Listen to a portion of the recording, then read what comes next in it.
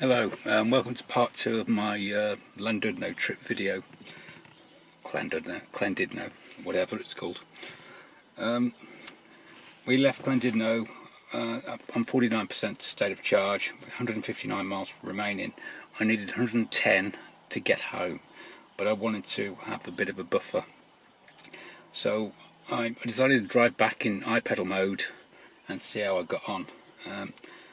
The trouble is, it seems more uphill with all the hills than the way we went, so I was losing efficiency. I was just getting about 3.1, 3.2, so I changed tactics and switched to auto regen and smart cruise control, and my levels started to go back up.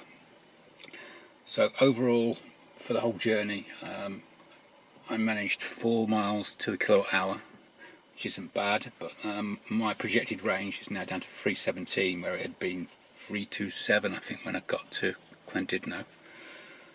All in all, we did 294.5 miles and 11 hours and 55 minutes on the road.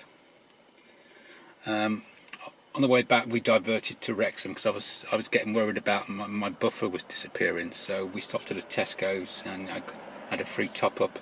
We got there with 15% and we got back up to about 25%, and that was enough to get us home. One of the things I noticed, because we got a fridge in the back being powered off vehicle to load,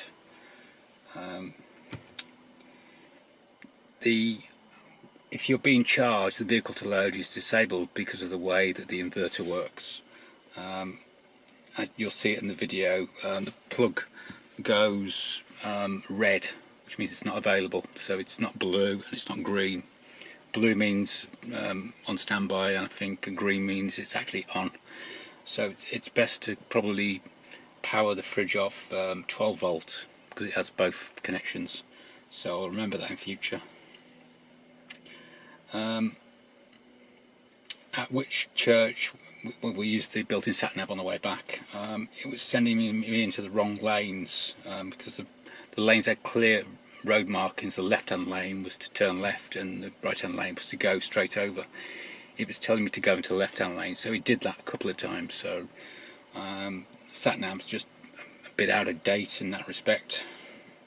Once I charged at Tesco's, I put the fridge back on into the vehicle to load socket, but unfortunately as I got closer to home, the state of charge reached 20% and the vehicle to load cut off in the car, so I had to stop and pull over and put it back on the 12 volt.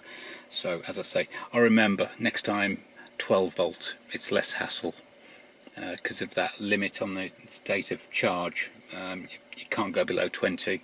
For the very last part of the journey I popped onto the M6 and I used Google Maps, and I was surprised to see in cruise control mode that Google Maps was showing HDA Nav on the head-up display. So they've integrated that bit of Google Maps into the car, so the car knows.